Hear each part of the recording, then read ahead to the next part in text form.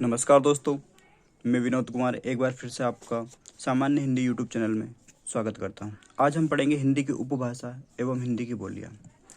तो हिंदी की उपभाषा की बात की जाए तो सबसे पहले हिंदी की कितनी उपभाषा हैं।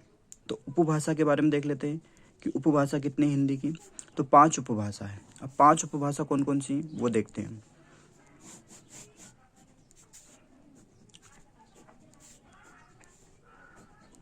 5 उपभाषा।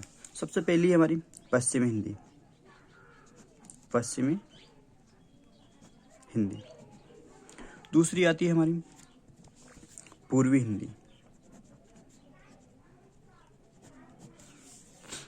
तीसरी है राजस्थानी हिंदी। राजस्थानी हिंदी। चौथी है बिहारी हिंदी। पांचवी है पहाड़ी हिंदी। तो ये हो जाती है टोटल हमारी 5 उपभाषा। हिंदी की उपभाषाएं, तो हिंदी के उपभाषाओं को 5 भागों में बांटा गया है। अब हिंदी की ये तो हो गई उपभाषा। अब उपभाषा की बोलियां भी हैं। तो सबसे पहले है पश्चिमी हिंदी। पश्चिमी हिंदी की 5 उपभाषा है। कितनी? 5 पश्चिमी हिंदी की 5 बोलियां हैं। उपभाषा नहीं, बोलियां हैं। 5 बोलियां हैं। कौन कौन सी? पहली है ब्रजभाषा। ब्रजभाषा। दूसरी है बुंदेली। दूसरी है बुंदेली। तीसरी हो जाती है बांगरू। बांगरू। चौथी हो जाती है खड़ी बोली। खड़ी बोली। और 5वीं हो जाती है कन्नौजी।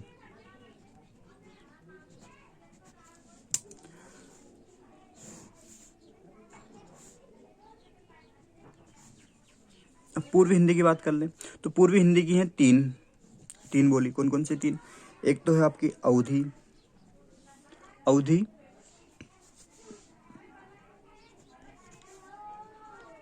बघेली और छत्तीसगढ़ी। छत्तीसगढ़ी। राजस्थानी हिंदी की बात कर ली जाए तो राजस्थानी हिंदी की है 4। कितनी राजस्थानी हिंदी की? 4 बोलियां हैं। कौन कौन सी है? एक तो है मालवी, मारवाड़ी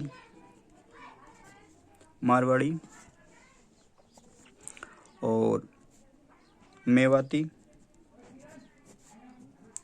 जयपुरी। ये 4 इसकी हो जाती है। अब बात की जाए बिहारी हिंदी की तो बिहारी हिंदी की है हमारी 3। बिहारी हिंदी की 3 कौन कौन सी? एक तो है आपकी पहली मैथिली। मगही और भोजपुरी।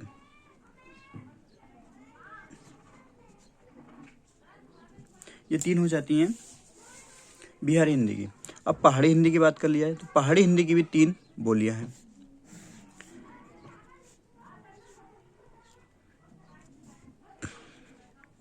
गढ़वाली,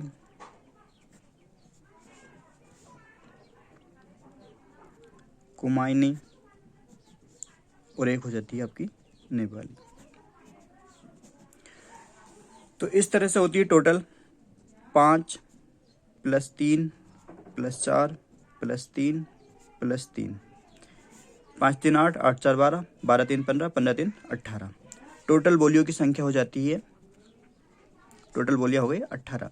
अब हमसे यहाँ से प्रश्न इस तरह से पूछ सकता है कि पश्चिमी हिंदी के अंतर्गत कितनी बोलियां हैं। तो 5 है पश्चिमी हिंदी के अंतर्गत। पूर्वी हिंदी के अंतर्गत कितनी बोलियां हैं? तो पूर्वी हिंदी के अंतर्गत 3 बोलियां आती है। राजस्थानी हिंदी के अंतर्गत कितनी बोलियां हैं? तो राजस्थानी हिंदी के अंतर्गत 4 है। मालवी, मारवाड़ी, मेवाती, जयपुरी। और बिहारी हिंदी के अंतर्गत 3 बोलियां आती है। मैथिली, मगही, भोजपुरी। हमसे सीधा ये प्रश्न भी पूछ सकता है कि बिहारी हिंदी के अंतर्गत कितनी बोलियां आती है। तो 3 सही जवाब होगा इसका। फिर अगला है पहाड़ी हिंदी के अंतर्गत कितनी बोलियां आती हैं? पहाड़ी हिंदी के अंतर्गत 3 बोलियां आती हैं। कौन कौन सी? गढ़वाली, कुमायूनी, नेपाली। या तो इसे ऐसा भी आप ऐसे भी बना सकते हो। पहला है इसमें अपभ्रंश। अपभ्रंश जो हमने पढ़ा था पाली, प्राकृत, अपभ्रंश। तो अपभ्रंश यहीं से ही इनके अपभ्रंश अलग अलग हुए हैं। तो अपभ्रंश। फिर अगला खंड कीजिए उपभाषा। फिर उसके बाद कीजिए बोलियां। और उसके बाद में कीजिए आप मुख्य क्षेत्र, मतलब किस किस राज्य में बोला जाता है मुख्य क्षेत्र। तो सबसे पहले तो मैं उपभाषा के बारे में बात करता हूँ कि उपभाषा सबसे पहली हमारी है पश्चिमी हिंदी। पश्चिमी हिंदी लिख देता हूँ इसमें, पश्चिमी हिंदी। फिर दूसरे नंबर पे पूर्वी हिंदी, पूर्वी हिंदी।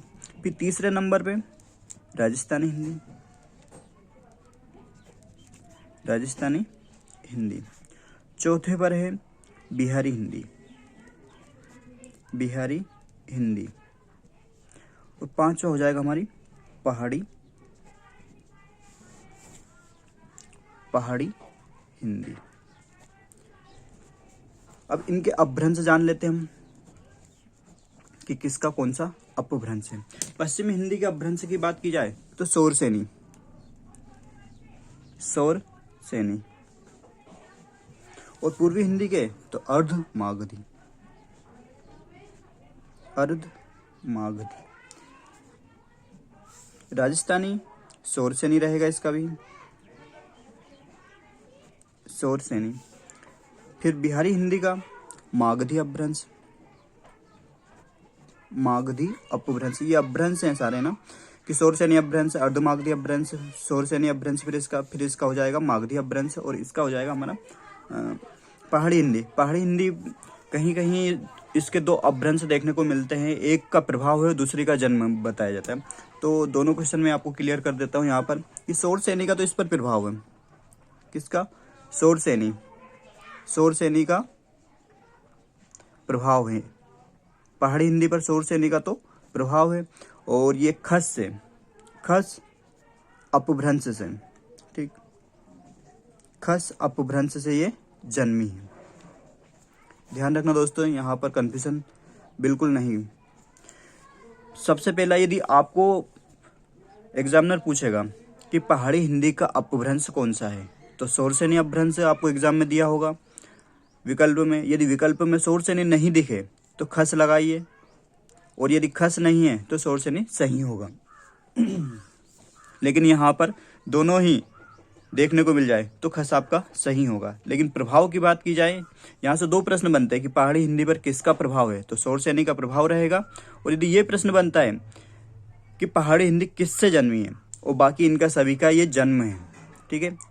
शौर सैनी अपभ्रंश से पश्चिम हिंदी जन्मी है, अर्धमागधी से पूर्वी हिंदी जन्मी है, तो ये इनके अपभ्रंश हो गए। और अब ऊपर मैंने आपको बता दिया है कि कौन सा, ये 5 जो बोलियां हैं पश्चिमी हिंदी की बोलियां, यहाँ पर लिख लेना आप कौन कौन सी हैं। पूर्वी हिंदी की यहाँ पर 3 लिख लेना, राजस्थानी हिंदी की यहाँ पर 4 लिख लेना, और बिहारी हिंदी की यहाँ पर 3 लिख लेना, और पहाड़ी हिंदी की फिर यहाँ पर 3। तो इस तरह से आप इन्हें अपने ऊपर वाले जो है यहाँ पर बोलियां लिखकर बना सकते हैं इसको। फिर अगला है हमारा यहाँ पर कि मुख्य क्षेत्र कौन कौन से हैं।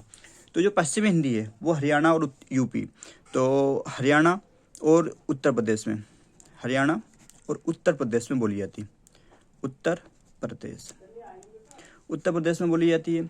और दूसरा पूर्वी हिंदी, तो ये मध्य प्रदेश और छत्तीसगढ़, मध्य प्रदेश और छत्तीसगढ़, छत्तीसगढ़। और तीसरा है हमारे यहाँ से कि राजस्थानी हिंदी, तो राजस्थानी हिंदी सीधा राजस्थान और मध्य प्रदेश, मध्य प्रदेश का कुछ मालवा अंचल है, मध्य प्रदेश में मालवा अंचल, उसमें बोली जाती है। और अगला है यहाँ से बिहारी हिंदी, तो बिहारी हिंदी बिहार और उत्तर प्रदेश, बिहारी हिंदी बिहार, बिहार और उत्तर प्रदेश में बोली जाती है, उत्तर प्रदेश। अगला है पहाड़ी हिंदी, तो पहाड़ी हिंदी का हमारा उत्तरांचल, हिमांचल, उत्तरांचल और हिमाचल, हिमाचल प्रदेश, उत्तरांचल और हिमाचल प्रदेश में बोली जाती है। तो यहाँ से ये सभी को क्लियर हो गया होगा। या तो आप इसको इस तरह से बना सकते हो या फिर इस तरह से बना सकते हो, दोनों टाइप से मैंने आपको समझा दिया है। अब यहाँ से कुछ इम्पोर्टेंट प्रश्न है वो देख लीजिए कि जो बांगरू है, बात की जाए बांगरू, बांगरू की, तो बांगरू का एक अन्य नाम भी देखने को मिलता है। बांगरू को हरियाणवी, हरियाणवी के नाम से भी जाना जाता है, से भी जाना जाता है। तो सीधा प्रश्न एक तो ये पूछ सकता है कि बांगरू का एक अन्य नाम कौन सा, या फिर हरियाणवी को किस अन्य नाम से जाना जाता है। तो हरियाणवी को सीधा सीधा हम हरियाणवी इस तरह से, तो हरियाणवी ये हो सकता। तो बांगरू का नाम हरियाणवी है, हरियाणवी के नाम से जाना जाता है। फिर दूसरा प्रश्न यहाँ से ये बनता है कि खड़ी बोली का अन्य नाम क्या है। खड़ी बोली का अन्य नाम बताइए। अन्य नाम, खड़ी बोली का अन्य नाम है हमारा कोरवी। खड़ी बोली का अन्य नाम कोरवी हो जाएगा। अब यहाँ से इतना क्लियर हो गया होगा सभी को। एक तीसरा प्रश्न यहाँ से आता है जयपुरी का अन्य नाम। ये महत्वपूर्ण प्रश्न है, इसे नोट डाउन कर लेना सभी। जयपुरी का नाम है ढूढ़ाड़ी।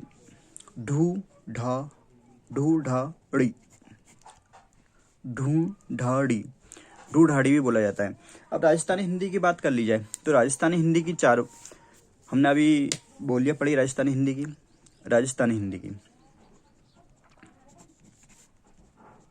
राजस्थानी हिंदी की चार बोली हैं। अब चार बोलियों को अलग अलग, पहली है हमारी मालवी है। किस तरह से हम, मालवी है, मारवाड़ी है, मेवाती है, और एक है जयपुरी। ये चार हैं। अब इनको पूर्वी हिंदी, पश्चिम हिंदी, उत्तरी हिंदी, दक्षिणी हिंदी के नाम से भी जाना जाता है कि पूर्वी राजस्थानी हिंदी कौन सी है, पश्चिमी राजस्थानी हिंदी कौन सी है, दक्षिणी राजस्थानी हिंदी कौन सी है। इस तरह से इसमें से प्रश्न भी सीधा पूछ सकता है। अब ये तो पता नहीं कि कौन सी है पूर्वी पश्चिमी, तो इसको हम एक मैप से समझते हैं। तो ये हो गया पूर्व, ठीक है। तो इसे हम नाम दे देंगे पूर्वी राजस्थानी हिंदी, ठीक। और यहाँ पर हो जाएगा हमारा पश्चिमी राजस्थानी हिंदी, यहाँ पर उत्तरी राजस्थानी हिंदी, ठीक। और यहाँ पर हो जाएगा दक्षिणी राजस्थानी हिंदी। तो इस तरह से यहाँ से हम अब देखते हैं। जो जयपुरी है, जयपुरी को पूर्वी राजस्थानी हिंदी के नाम से जाना जाता है, और उत्तरी के नाम से मेवाती को जाना जाता है। उत्तरी राजस्थानी हिंदी मेवाती को जाना जाता है। और पश्चिमी मारवाड़ी राजस्थानी पश्चिमी हिंदी को किस अन्य नाम से, यहाँ से सीधा प्रश्न ये बन सकता है कि पश्चिमी राजस्थानी हिंदी को किस अन्य नाम से जाना जाता है। तो पश्चिमी राजस्थानी हिंदी को मारवाड़ी के नाम से जाना जाता है। अब दक्षिणी राजस्थानी हिंदी की बात आती है, तो दक्षिणी राजस्थानी हिंदी में हम सीधा मालवी को लगाएंगे। किसको? मालवी बोली को जाना जाता है। अब चार प्रश्न सीधे सीधे यहाँ से बनते हैं कि उत्तरी राजस्थानी हिंदी का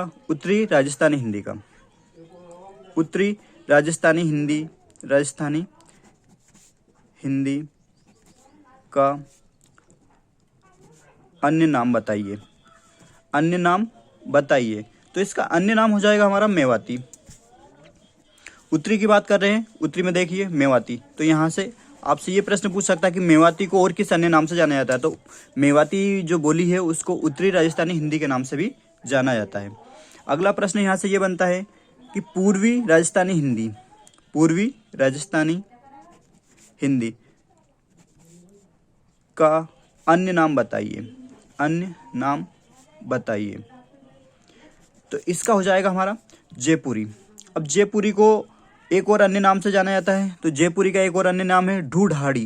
क्या है? ढूढ़ाड़ी के नाम से जाना जाता है। तो पूर्वी राजस्थानी के दो नाम हैं, एक तो ढूढ़ाड़ी है और एक जयपुरी है। तो ये इसके दो अन्य नाम भी देखने को मिलता है। अगला प्रश्न हमारे यहाँ से बनता है कि पश्चिमी राजस्थानी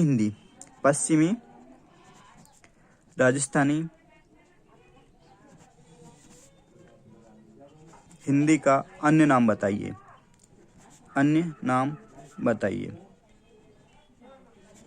तो यहाँ से हो जाएगा हमारा पश्चिमी देखिए मारवाड़ी पहले ही करवा चुका हूँ। तो आप या तो इस तरह से लिख के इसे समझ सकते हो या फिर इस मैप के द्वारा आप इसे समझ सकते हो। अब चौथा प्रश्न बनता है यहाँ से कि दक्षिणी राजस्थानी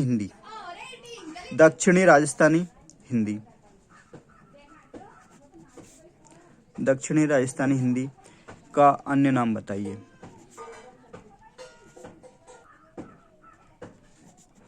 तो दक्षिणी राजस्थानी हिंदी का अन्य नाम हो जाएगा हमारा दक्षिण राजस्थानी। देखिए तो इसका हो जाएगा हमारा मालवी, तो मालवी बोली हो जाएगा। तो यहाँ से इतने प्रश्न बनते हैं। अब बात आती है संविधान की 8वीं अनुसूची में कितनी पहले बोलियां थी और अब वर्तमान में कितनी है। तो पूर्व में संविधान की 8वीं अनुसूची में